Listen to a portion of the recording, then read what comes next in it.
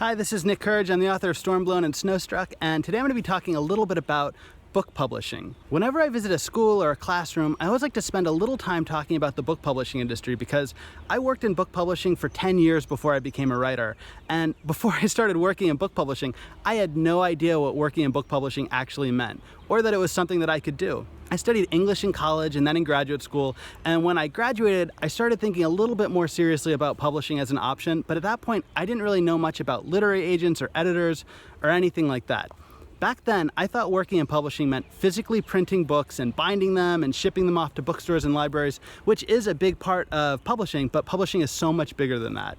There are 300,000 new books published every year, according to the Book Industry Study Group. Some people say there are more, like 1 million or 2 million, but however many there are, it's a ton of new books every year.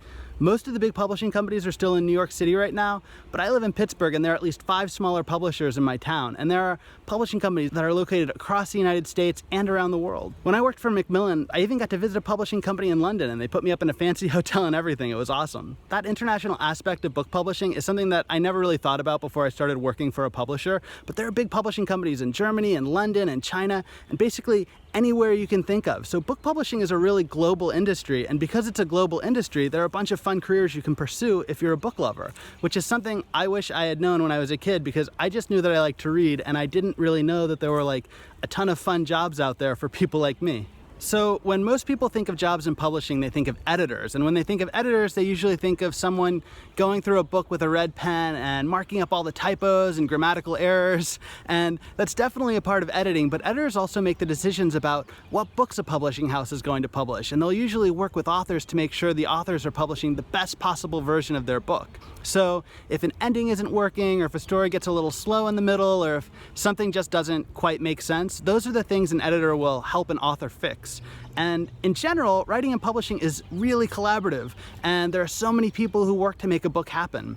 When I visit schools, I always say that books should have long credits like a movie that show every single person who worked on any book. I can't even tell you how many people have worked on my books to make them look as good as they do and to get them into bookstores and classrooms and libraries. It's this huge team effort for every single book, and there are editors, copy editors, proofreaders, cover designers, literary agents, publicists, marketers, and people whose job it is to get new books into bookstores. So that's where I started when I worked in publishing, in sales. And sales as a career did not sound super exciting to me when I first moved to New York, but it ended up being one of my favorite jobs.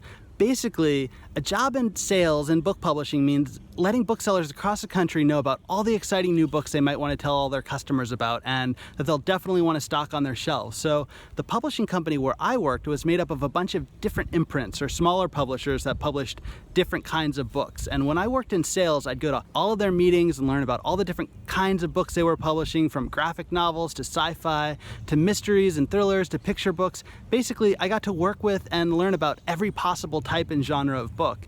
And I'd learn about all the books and authors, and then I'd send early copies of those books to bookstores. And a lot of people don't know this, but publishing companies have traveling salespeople who drive from bookstore to bookstore spreading the word about all the new books that are getting published. So my main job was to keep up to date with all the newest books, which was awesome, and to send those salespeople everything they needed to get new books into bookstores. For a book lover, it was just a super fun job. And when you work in publishing, you end up meeting a lot of other like-minded people who love to read, so you end up making a lot of friends. And when I worked at Macmillan, for example, I worked with a bunch of people who ended up becoming writers like myself. Some of the kid lit authors who worked in the building at the same time as me were Colleen A.F. Venable, who writes awesome graphic novels, and Max Brallier, who you probably know from The Last Kids on Earth. After I worked in sales, I spent a year as an editor, but that wasn't really for me. So I transferred into book marketing, which basically just means that it was my job to help connect the right books with the right readers. So if you love history and action and adventure, for example, it might have been my job to make sure you knew about a new book by someone like Lauren Tarshis. In book marketing, I worked with a bunch of famous authors who write books for grown-ups, and during those days, I'd go to work and think about serious literary fiction for adults, and then I'd go home and I'd write fun middle-grade novels. I met my wife working in publishing. We both worked in the Flatiron Building, which is a building you might recognize. It's in Mr. Popper's Penguins and Spider-Man and a bunch of other movies. She was a book publicist at the time, and a book publicist is someone who lets journalists and book reviewers know about new books and authors so they can help spread the word about them.